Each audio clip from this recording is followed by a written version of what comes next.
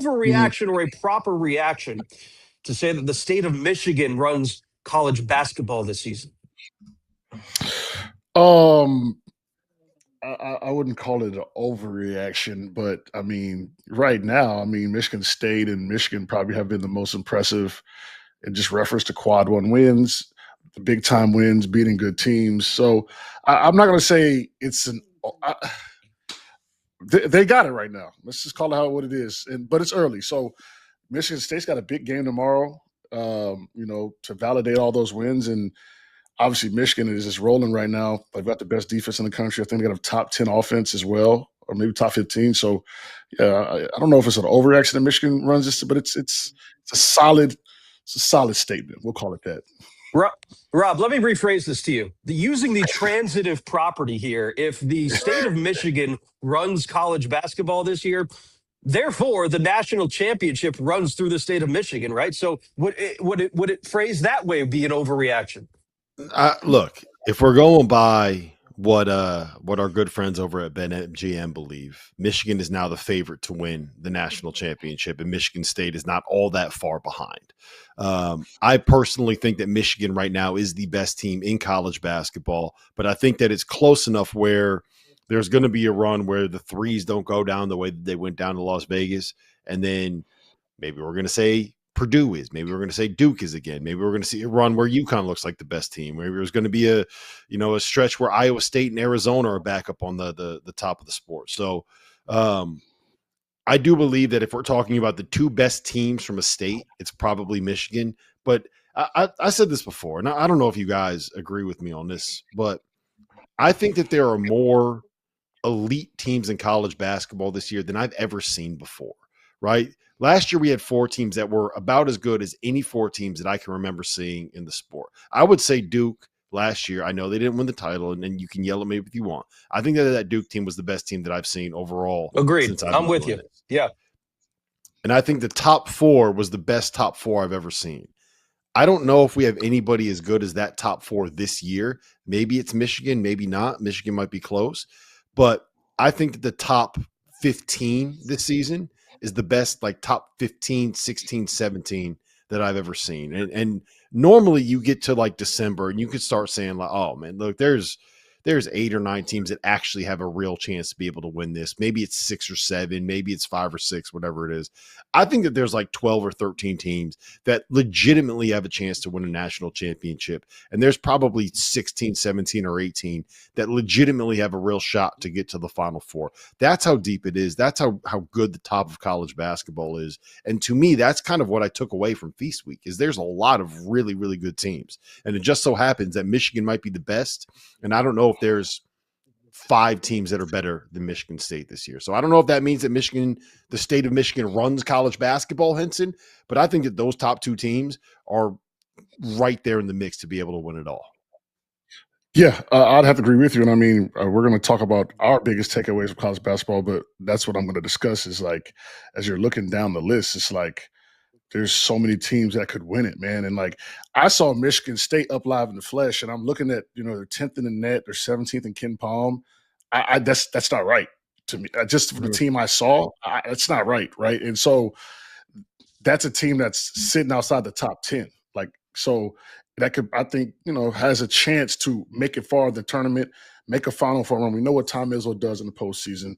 He makes a run. He knows what he's doing. So you're just looking at a team that's sitting in the mid-teens that you're like, okay, they could make a run too. So definitely Michigan is on the map right now for college basketball, but in general, man, it's so wide open, man. It's going to be an exciting year.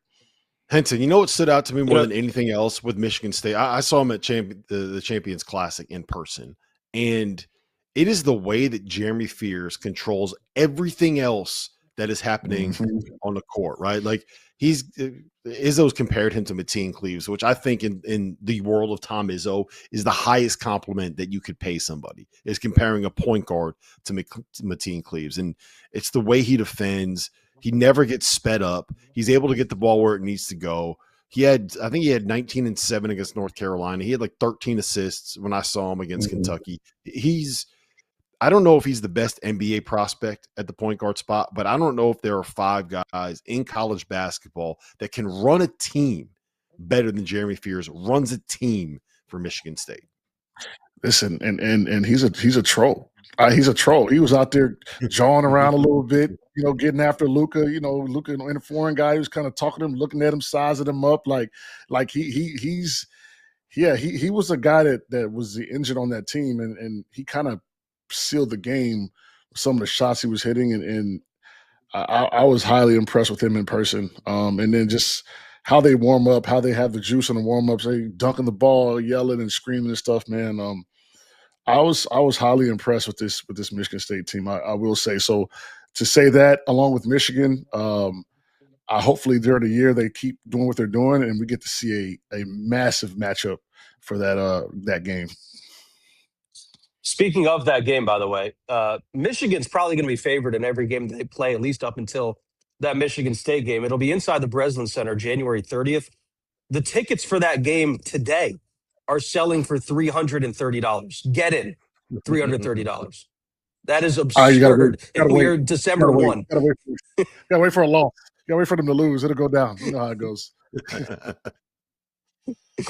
Man, I don't know. I mean, by the way, real quick before we move on, that matchup, like, what do we make of? We're previewing a game that's two plus months away. But what do like? How do these two teams size up against each other? Because they play different styles. Bring your shoulder pads. You need your shoulder pads for that game, because that's going to be an all-out war. We know how physical Michigan State is, and I think that this is the first time in a long time where you can say Michigan might be the more physical team than Michigan State. That is going to bring your big boy pants, get your shoulder pads on, make sure you got the thigh pads on. You probably need a helmet. You definitely need a mouth guard. No, somebody is leaving with a broken bone and bloodied. That's all I know about that matchup. There will be blood on the floor. Listen, Kalen Lucas, I remember Kalen Lucas driving to the basket. He elbowed me trying to lay it up. My tooth went through my lip. That's what type of ball they play, man. That's just the physical nature of it. So I don't miss the Michigan State games.